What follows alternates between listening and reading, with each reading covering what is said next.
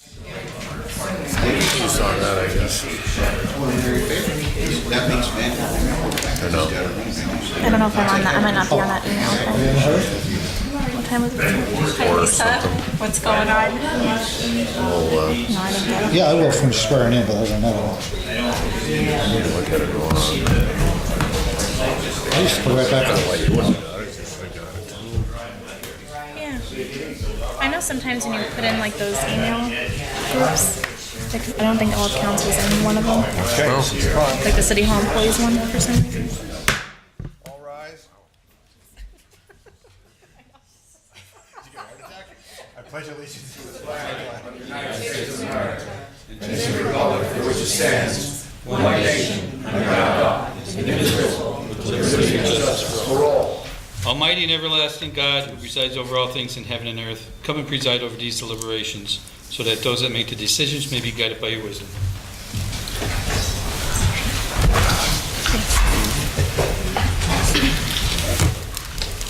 Okay, good evening.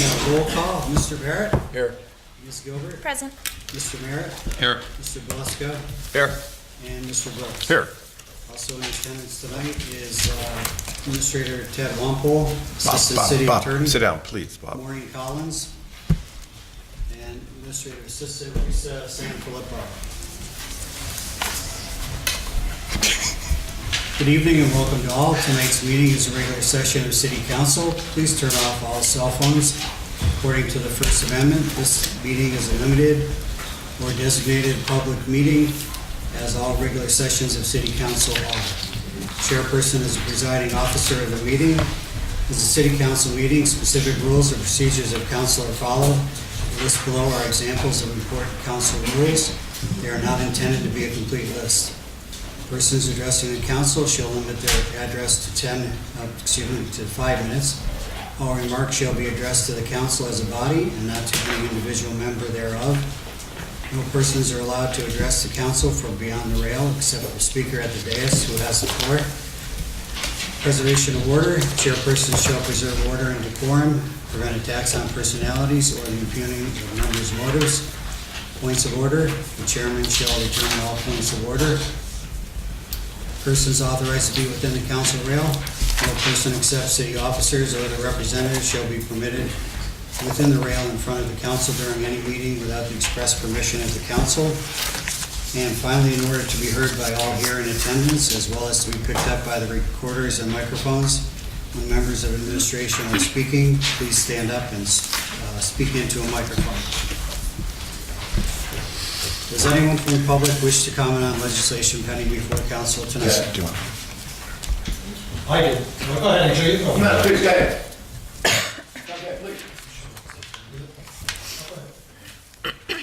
Go on, Angel.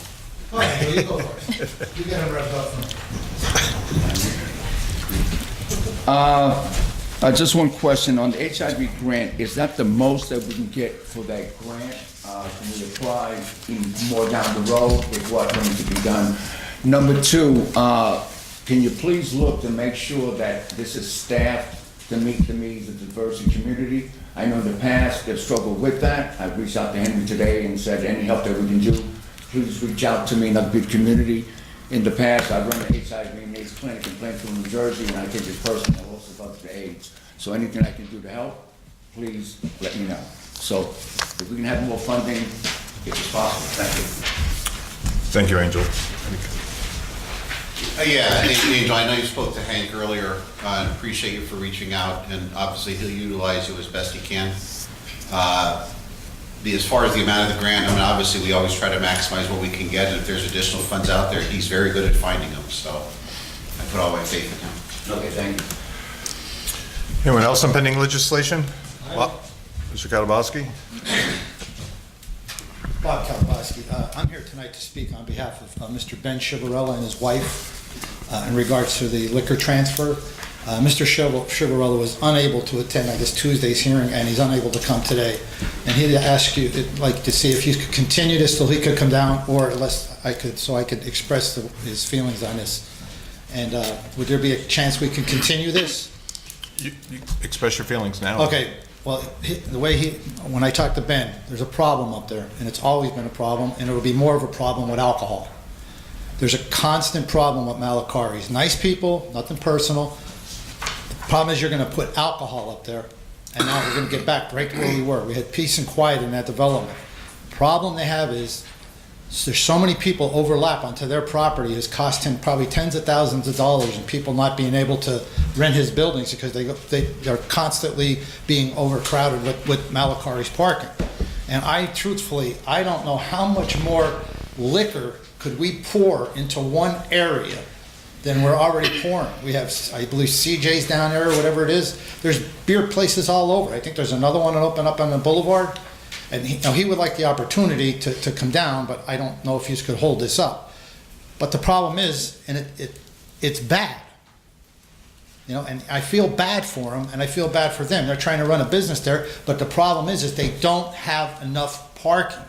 And now it's been quiet because they basically moved their operation up onto Monday Street, but now we're gonna reopen that thing, and we're gonna be right back to where we were. I was almost savagely beaten up there by a lunatic just trying to enforce Mr. Chivarella's rights to get people off his property. And that's the problem you're gonna have. I mean, how much more liquor could we pour into one more area? I mean, everywhere you go, there's Unimarts, every place you look, it's more alcohol, alcohol, alcohol. How much could one area, I mean, I don't know how many more people it's gonna take to drink all this alcohol. I mean, that's my opinion. But if you could hold this up, or at least, he doesn't want the liquor license there. He's adamantly against it. And I wish he would continue this and let him come down so he could express his feelings along with his wife. And it's nothing personal, it's just that I think I explained the problems to you. It's parking up there, and it'll be right back to where we were again, if they're allowed to get this liquor license. Thank you. Thank you. Would you care to respond? You can. This is pending legislation. No, it's okay. I'll wait. It's fine. Okay, Frank Malakari. We spoke to Mr. Ben Chivarella several times, asked him about leasing the lot out, did not want to do that. In the meantime, David, the owner of our building, David Chivarella, cousins with Benny, bought a piece off of his cousin Billy, and we do have more parking than we did originally at the store. We also have some parking down below for customers on Diamond Street, where not customers, employees, that the garage from our existing building attaches to. We're not looking to run a bar. We've said that several times. We actually have a winery license there. We've never had any issues with alcohol on that premises whatsoever. We're looking to run a restaurant, hours 10 o'clock at night max. I really don't have much more to say. We tried to work with Benny several times. Benny wants to come meet us, I'll meet him right now. He doesn't want to work anything out.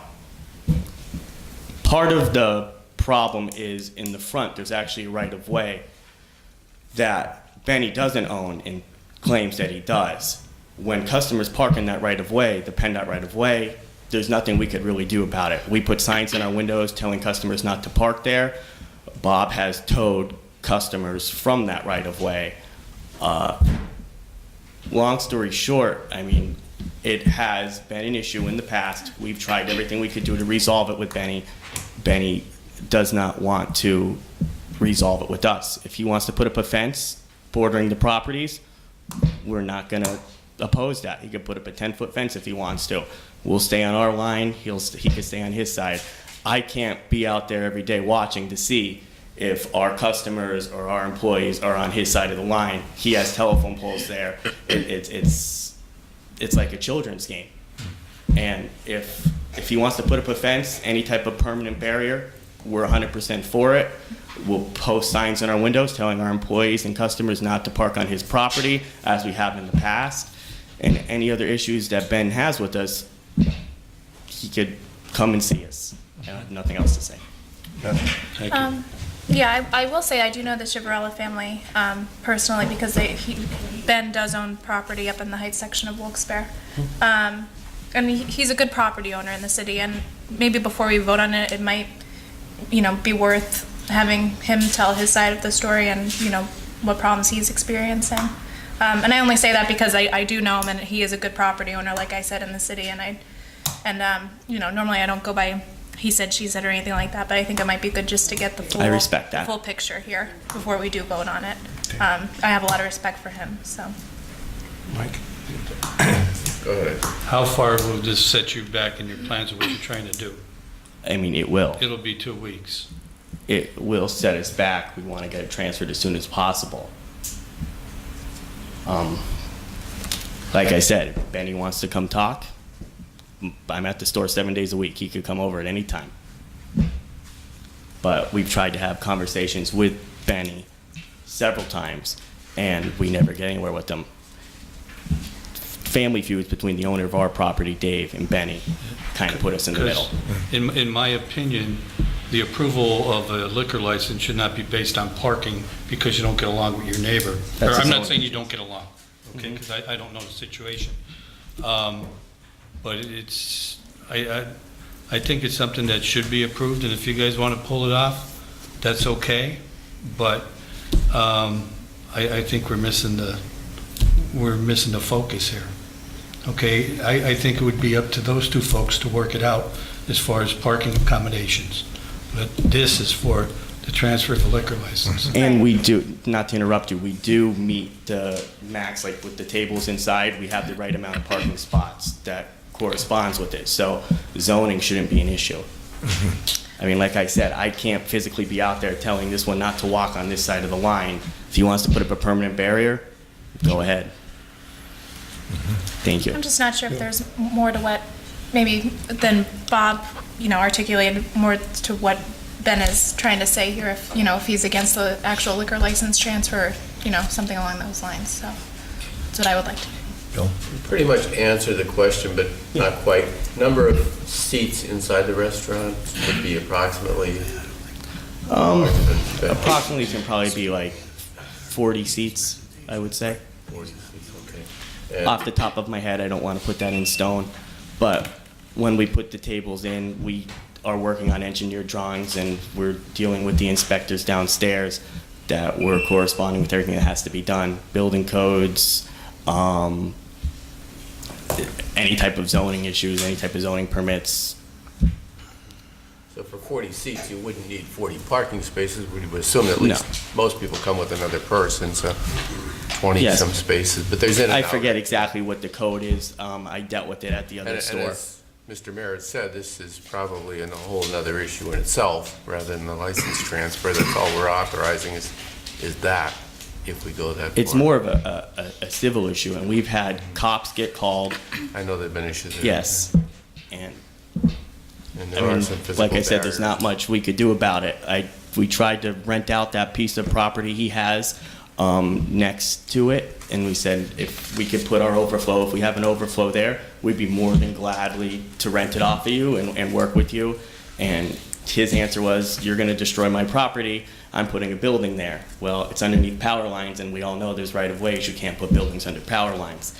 And the other problem was next to the road, 60 foot from the center, I believe. Don't quote me on it. It's either 60 foot from the center of the road or 60 foot from the edge of the road would be owned by PennDOT. And when customers park there, we tell them not to, but we can't physically remove them from property that's not ours.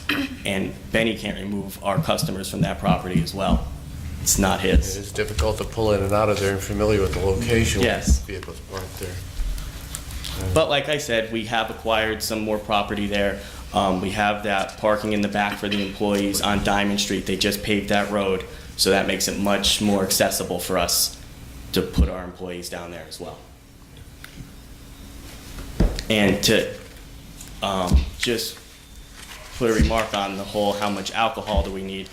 We're not opening a bar. We just want to have a restaurant that allows our customers to have a beer or a glass of wine. As of right now, we actually have a winery license up there. We could sell wine and all Pennsylvania beer by the glass.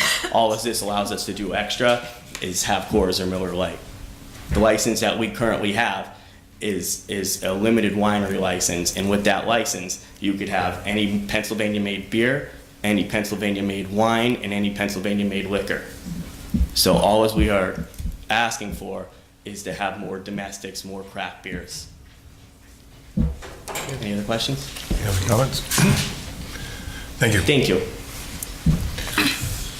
Okay, as always, if you wish to remove it from the agenda, the simplest, cleanest way to do it is by unanimous consent of council.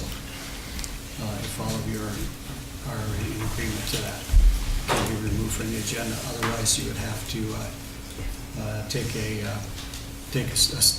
individual vote. Personally, I don't think it should be removed. I don't know if anybody else is in agreement, but parking's another issue. I agree with Mike there, Good point. that this is a transfer license, not a parking issue. Well, Mike, if you transfer a license. Bob. The trouble. It's not. Any other comments? All right, so it looks like we're... Okay, it's going to stay on the agenda. Okay. Anyone else on pending legislation wish to speak? Thank you. I have just one question on one of the line items. Regarding the authorizing the proper city officials to enter into an agreement with the lowest responsible bidder for the Blue City garbage bags. I noticed that was posted on the city's website on April 20th. Is that typical for it to be posted on the website before council votes on it? The bid? And it closes Tuesday? Well, I'm not sure if you're that was just a- authorizing us to bid, you're authorizing us to make the agreement to, once the bids come in, to enter an agreement to the bidder. Okay, so is So that? we don't come to council to ask you if we can bid something out. Right, okay. We ask you to, that's going to authorize us to enter into the contract with the lowest responsible bidder. So that's typical, that's for something to be posted before Yeah, I think council? that's always been done that way, as far as I know, I don't. like Okay, said, we I don't- just noticed it today, I was on the website and I just thought it was, that's all. Mm-hmm. That's all right, thank you. Okay. Okay, then we'll get into the formal voting, and first is the consent agenda resolutions. Motion second, and vote. Mike? Mike Merritt? A second. Mike Blisco?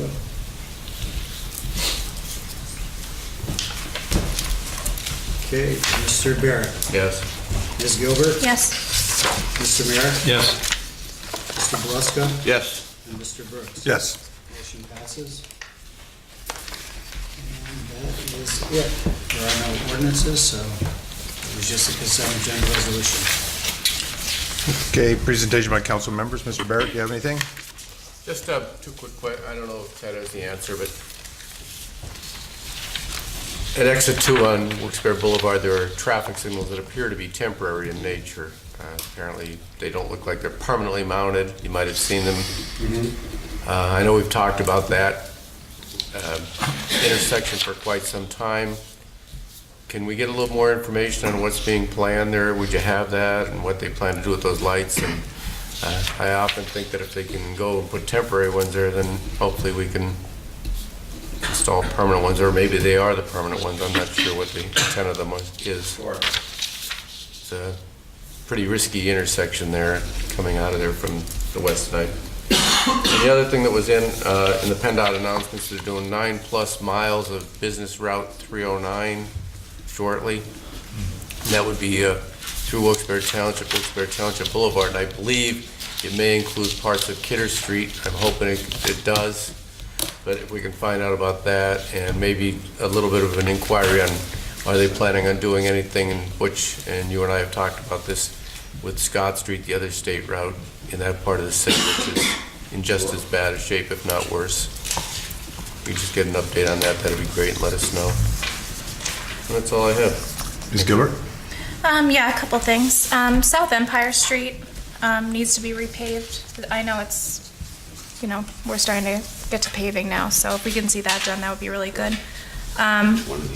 Also, South Mead Street and East Northampton Street, it's very dark there at night. There's no lighting there. I'm not sure what can be done to resolve that, but it's a complaint that I've received from a few residents. Beth, South Mead and, East Northampton, got it? right where Restored Church is there. And also, I received a complaint that city council emails are not on the website. It's just a simple form now, where if you click on our names, it automatically reroutes to our email. But I know, like, for instance, Mike, your email's not on there because it's not a city email, so it doesn't automatically reroute to you. And Bill's, I think yours is your city email, so it's not the Luzerne one. I'd rather the city one on. Okay. But I think it would be better, like, overall, just to have the city council email addresses listed. Because I know when they want to email all of council, for example, they would have to click on each individual link to email each of us individually.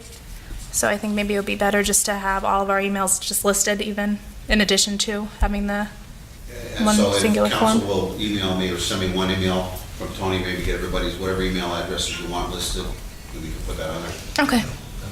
Thank you. And that's all I have. Thank you. Mr. Merritt? Yeah, Ted, could you reach out to Rich on two issues? First is Johnson Street near North Main. There's no houses there. There's a pumping station, I believe, Yep. but there's garbage all over the road. People throwing it out of their car windows.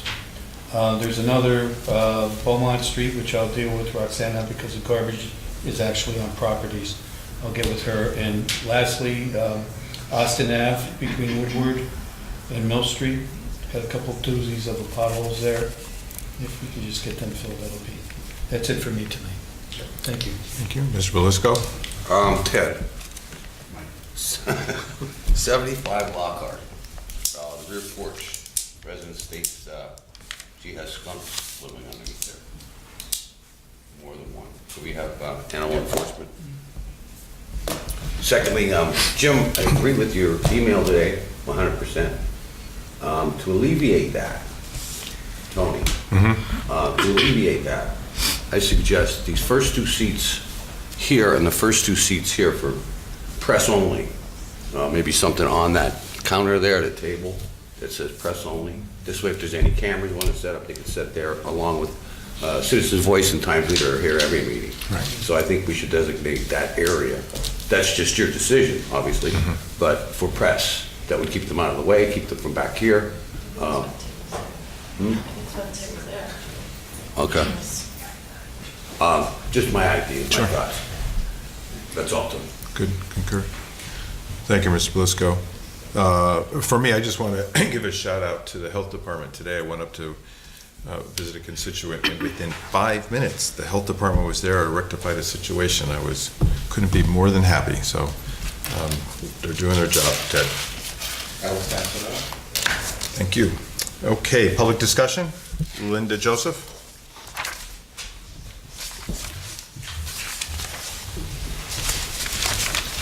Linda Joseph. As the president of the Rolling Mill Hill Residents Association, I would like to take this opportunity to publicly thank Chief Lindecki for all her support and cooperation with our group over the last 2 years or so. No matter what event we had and extended an invitation to her, she always responded to our request and would come personally along with other officers or made sure Officer Collins and others attended. Officer Alan Gribble came to our children's Christmas party in 2016 to interact with the children, and they loved it, and he was wonderful. Officer Kirk Merkel came in 2017. Chief Lindecki, Commander Foy, and Officer Collins participated in our Halloween party of over 250 children. She and Officer Collins came to the home of residents on 2 occasions in the Rolling Mill Hill at the request of Councilman Brooks in response to pleas about drug dealing in the neighborhood. We wish her the very best in her retirement, and we look forward and hope for as positive a relationship with the newly appointed chief and the police department. Thank you. Thank you. Angel Giroux. Angels Road president and founder of South Spanish League Serving All. I always like to second that about the chief and Commander Ford. I think any person puts themselves in that position in harm's way for anyone has my respect. I can only speak being a soldier. Anyone who's put in that position, and what I read from it, that she was put in a position that she was not equipped for. As a sergeant, I can only say I would not put any person under my command in that kind of position. But number two, on the other side, a person who puts themselves in that position should make sure they're trained for that job and look out for their own well-being. Because if not, it only hurts the community. So again, thanks for the job, because it takes a hell of a person to walk in a situation in harm's way. So I want to thank men and officers of the police force. That being said, and I hope when they do elect and select a new chief of police, I hope it's from outside this area. I think you need someone with new perspective. As anyone can attest, the new crimes and activities you're now seeing are well beyond most police officers of my generation. This is a younger crowd. So I hope we have a police officer who's more community oriented, who's more hands-on, that is needed today in the police force. No matter where I go, every conference, every major city, the crucial major point is the police chief, how they interact with the community. Then it follows with the police force, the men under the command. I think cultural diversity training should be mandatory. You cannot ask people to be in situations with people they've had very little contact with. It has nothing to do with the situation. This community is growing, and many young men and women have not been accustomed to many different cultures and diversities. It puts them in harm's way, it puts the community. So I hope that's taken into account seriously. And I hope that follows with city council members also, and the mayor's office, and the police force, and the fire department, because again, I don't have to tell you, there's been many times when I have events, there's been dissension in the fire department and the police department, in words I won't describe here. But again, that goes to the leadership. It's what you allow to be done. And too often, when we talk about diversity cultural training, it goes to deaf ears. Not only your deaf ears, the newspaper's deaf ears, so it doesn't go anywhere. And anything that's going, this community needs to be well in tune. I'm sad to say, this week alone, it cannot be confirmed, but I can only talk about one that I know. Once again, a drug overdose of a young man who I knew, Charles Perez. This has to stop. It's only going to stop when we come together, work with the law enforcement and community leaders and involvement. No one can do this on their own. But for various reasons, no matter how many times I come to many of you council people and the mayor and community and newspapers, you people are deaf ears.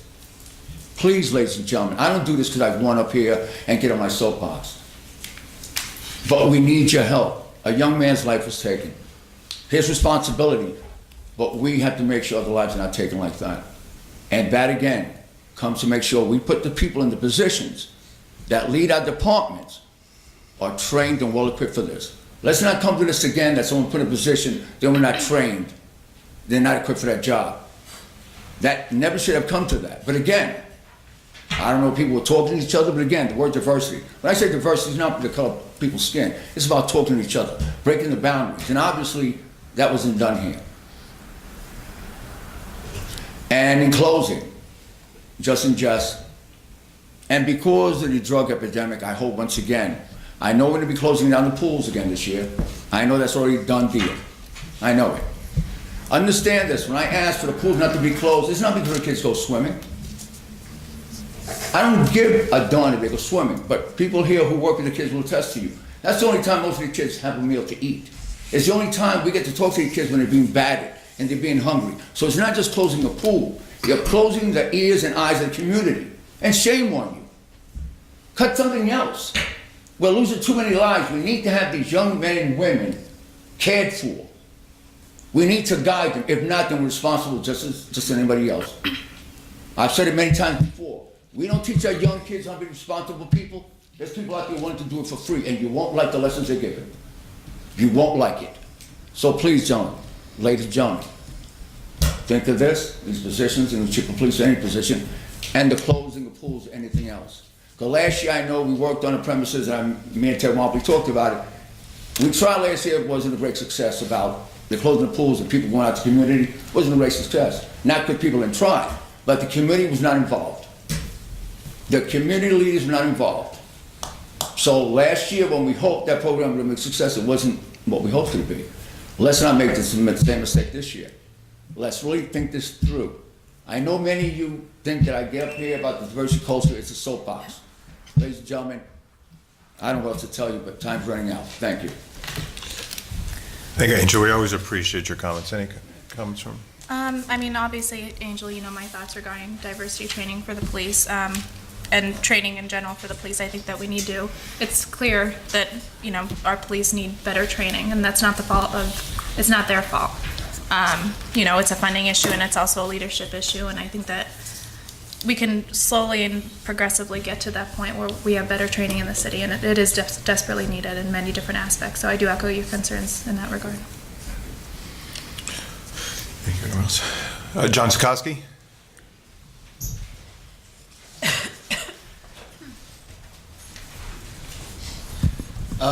John Soski, Almond Lane. I want to piggyback off Angel with the police chief thing. I mean, I really think that we should maybe look outside the area. I really want to know, are we going to look outside the department? Because I thought I seen in an article in the paper that it was policy that we hire from within first. So I'd like to know, is there going to be a wide open process to hire the next next police chief? Are we going to go out and look for somebody to be the next police chief, or are we going to just hire from within? I'd also like to request that the next police chief not be somebody who's on the mayor's, who donated to the mayor's campaign. I'd also like that to that to happen. I'd like to talk about this parking lot over here.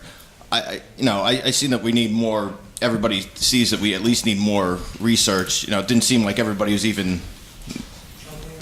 No, they're aware, but it didn't seem. You guys didn't seem like you guys are willing to sell it, which I think is the right move. But I think you guys should have a little discussion about that, about city assets. Do you think we should really be selling city assets? Is it that bad at this point that we have to sell city assets? Because that thing makes $100,000 every year. I think it's said in the paper, something around there, except for 17 when you had the repairs. I'd also like to know how many times over the past 10, 15, 20 years has that building needed repairs. I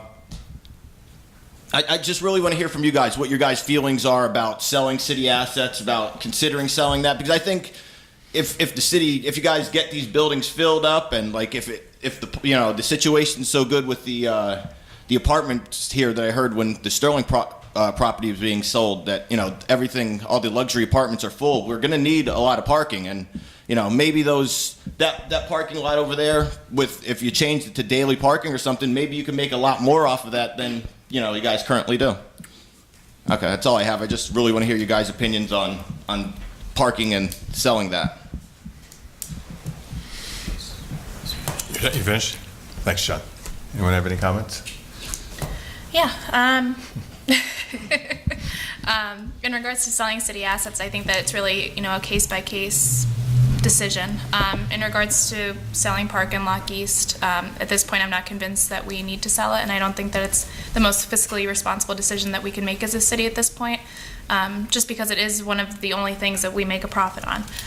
We're not losing money in it, and I also think that, as I said on Tuesday, that the city needs its own regulated parking, regulated by the municipality itself, rather than a private entity. So that's my feeling. We could have a monopoly on the parking almost, if we have that one, correct? We could have most of the parking spots in the whole downtown. Yeah, and I think another issue with it is it's more of a marketing issue. I think that if, like you said, if we turn that into a daily parking garage, we could get more revenue that way. And if we properly staff the parking garages correctly as well, I think we can get more revenue. So I think that there's different ways to go about this. I don't think we need to necessarily sell our city assets just to get more revenue. My opinion, I would echo Councilwoman Gilbert. A case-by-case basis, I need more data before I would even come to a conclusion on any of the parking garages. I support the sale of the Morgan Williams baseball park field because it's just not seem to be utilized. I would be open to looking at selling other parks if they're not being utilized, but I would keep them for now. I'm totally open to looking at selling municipal golf course up in Bear Creek, but I understand we have also deed restrictions on that as well, and some environmental concerns with Harrisburg in replacing green space with green space. So for me, it's just a case by case, and I think when you were here on Tuesday, witnessed a very engaging dialogue, which was very good for us as a body, and we're just looking for more information to make the correct decision for the citizens. Anyone else? Nope. Thank you. Oh, sorry. You brought up about police candidates from outside, and I think there's a process, and Ted can correct me if I am wrong, but I believe it has to be posted internally first, and I did see the job announcement, which is quite progressive. So we're very happy about that. But I think there is a process, has to be posted internally, and then goes to the outside, if I'm not mistaken, but because of the collective bargaining agreements. As you may be aware of, or maybe not, and we just sent this out, I believe, about 4:30, but they are posting, we finally have a detailed list that incorporates a lot of the 30 recommendations in there, the qualifications that they listed in the assessment report for the opening of a police chief. It's not only going to be posted internally, obviously, it's going to be posted in both newspapers, and we also posted it to the Pennsylvania Municipal League, the Municipal Job Junction, I think they call it. Yes, that's what it is, yes.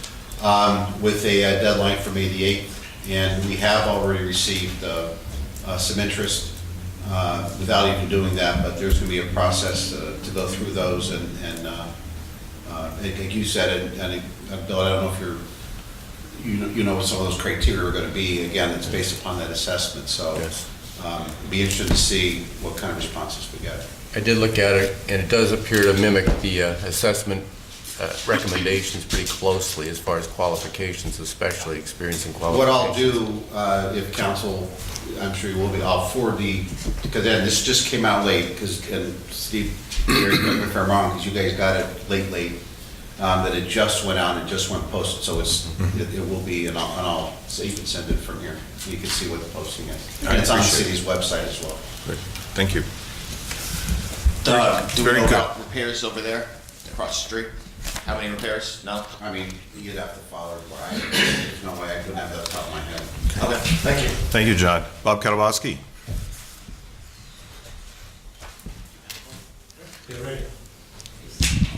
Bob Kalabowski. I want to be short tonight. It's nice what Ms. Joseph said about Chief Lindaki. Well, that's her job too, public relations. But let's face facts. It's all basically spelled out in the report. Why don't they remove her the day the report comes out? She should be out of there today. I'm going to ask this council to go along with Ms. Gilbert, to recommend, to tell the mayor, get rid of her. You got to understand, this is almost, when I say that this email is out, this is a joke. This is a joke. He's already stated in the paper, if I need her to stay on longer, I'll ask her. They're not going to haul her out of there unless I go in there with my truck and drag her out of there. She ain't going nowhere. The problem we have here is this. Never trust the administration. Ted Wampel, nice guy. Don't ever trust him. Ever. He knew what was going on over there. If this was Liberty and Mutual Insurance, he'd be fired. Fired. He knew. The mayor knew. He knew when he put her in there what this would cost. We're already over, what, $200,000? I'd like you people to ask some of the people in the police station what's going on over there. She's getting worse. There is a police department on the brink. If one of these guys should flip out and take her out, take Ron Foy out, and take the mayor out. Hey, no one's taking. Hold it, that's my freedom of speech. This could happen. This could happen. Tony, do you understand how she's pushing those people over there? Those men are afraid to come in to work. They're afraid to do anything. Afraid. Because no matter what they do, they're being questioned. They're just looking to hang somebody. Bill was over there. The whole time he was chief, there wasn't that much trouble the whole time he was there with the first 2 weeks of her over there. Why don't you just get behind Miss Gilbert and tell them, get rid of her now? It's basically all spelled out in the report to put Commander Coffey in as the chief.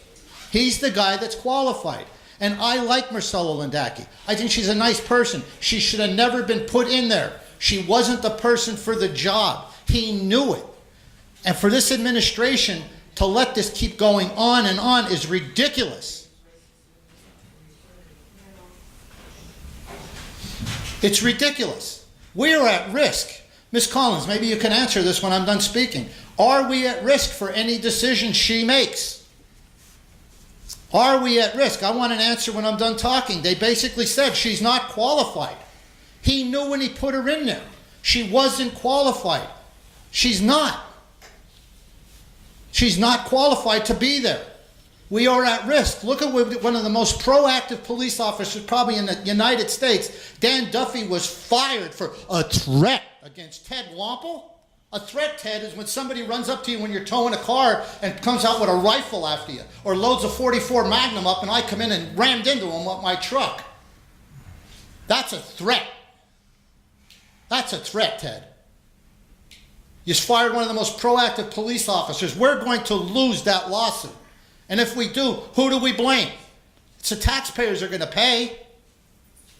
We need to get her out of there and get her out of there quickly to restore some kind of respect and some kind of morale back in that police department. Them guys live in fear over there. Look at the squad I brought up. How many hundreds of arrests that they made, and they did away with it. And I think this council should get behind Beth Gilbert and pass a resolution telling them to get her out of there. Because my concern is any decision she makes now, we know she's not qualified. She's on the warpath over there every day. Every day there's something going on.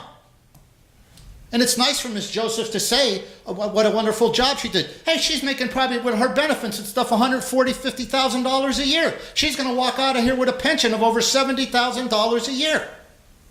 Why don't you get behind Beth and tell the mayor, get rid of her? And this is almost too good to be true. We're gonna put this out. He's not going to put somebody in there that's a chief that either pays him, is a contributor, or is somebody with this high-powered lawyer that's his friend, or motor-mouth Penguin McGroarty gets behind it. They're going to put in a puppet. That's who they're going to put in there. If Tony George would have only been honest and not lied to everybody, he told the PBA, he told me, he told everybody, he would not put her in there. He knew she was a kook. She's not controllable. She needs to be removed, and removed quickly. And for this council not to get behind Beth Gilbert is a slap in the face to the taxpayers. And I don't know who said not kick somebody when they're down. Take a look what's gone over $200,000 we've already spent, and the clock is ticking. We need to remove her. And now, Ms. Collins, if you could answer that for me. With her being in there, we know she's not qualified according to what the meetings or what the report said. Are we at risk for any decision she makes? If you could answer that. Bob, I can't answer that for you. Why? Because I'm not here to answer your questions. I'm here to serve council. All right, would you ask council then? What should we do about that? What should we do? Okay, Bob, thanks. Any answers from anybody? Okay, thank you. Angel Mathis?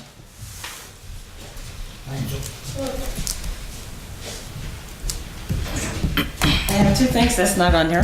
Thank you for covering up the hole on the corner of Union and North Washington, because I didn't fall the last time I left here and I realized that you guys felt this, so thank you so very much. Good. And Tony, thank you for the tour of the courthouse the other day. Now, my issues. As I was here the last time, I was saying, and Butch was telling me how the lanes are not clearly marked for parking.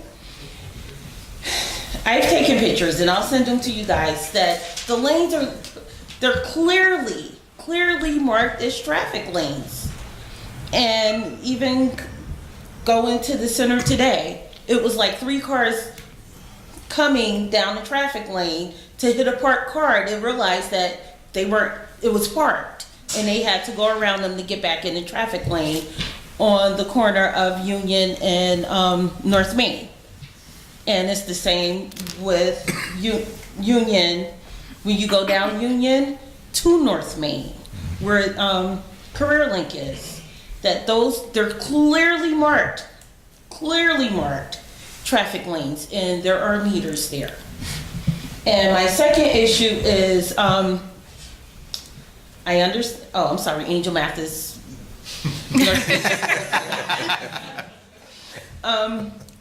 I understand that Kings did get approved for the easement to have tables out for the summer at Leo's and Main. However, they put barriers literally on the sidewalk. And I have a picture here where you all can see. You can pass it down. You got it. And my concern is this, you know, if you're in a wheelchair, you can't fit in those barriers where they're clearly across the sidewalk. At first, they were just around the entrance of Leo and Main, but now they extend literally down the middle of the sidewalk. And they're about 2.5, 3 feet protruding up. So, are they able to do that? Because that is truly an impediment of the sidewalk. Okay. Any more? You done? I'm done, but, Okay. So- but can I, make a small request? Sure, A few go ahead. minutes after the meeting, can I speak to you, Mr. Barrett, you, Mr. Brooks, Mm-hmm. and you, Mr. Wample? We'll have, so regarding the north, that's on North Main Street, right? As you're coming on North Street or North Main Street? North Main So you're Street, coming up to North? No, from I'm the talking. square. Okay, got it. So we'll have Butch Friday look into that, and then the barriers for King's College, is that North Main Street or North Street? It starts on North Main Street, and Okay, it's on the corner going north. It starts on North Main, and as you Right. go around the corner, they stagger. right. So we approved for outdoor seating, but that wasn't in there that I Yeah, recall, I'm so. kind of surprised So, at that. thanks for bringing it So, to yeah, our we'll attention. talk to Kings and I'll talk to Butch, we'll see what's going on. Okay. Thank you. Angel, is that the only ones that are there? Is there Where? like a set here and a set here, or is it just those? What, those barriers? No, the photos, I'm sorry. The photos, yeah. The photos that I'm gonna send you or the photos that I showed you? Photo you showed us. Okay, when it's like where Leo's and Main is, they Yeah. start literally on North Main. And they go all the way around around the building and then down north. Got it, okay. They appear to be safety bollards. They're used commonly to protect people that might, that close to an intersection, that close to a traffic where it should be a Yeah, crash. but they're clearly across But the they, again, they sidewalk. couldn't put those in without the city's Yeah, so authorization. I'll see you after, but can you save that picture, text it to me, Mhm. and then I'll Absolutely. appreciate that, yeah. Yes, Thank you, Angel. thank you. Okay, anyone have anything else? Good? All right, motion to adjourn. Thank you.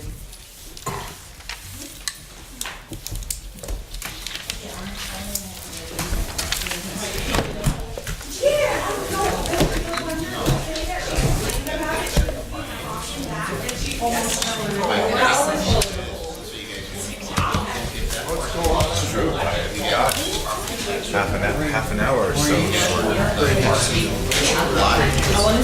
Yeah, good answer. You answered us, not you. She's ours. Oh, it's for the record. Oh, God.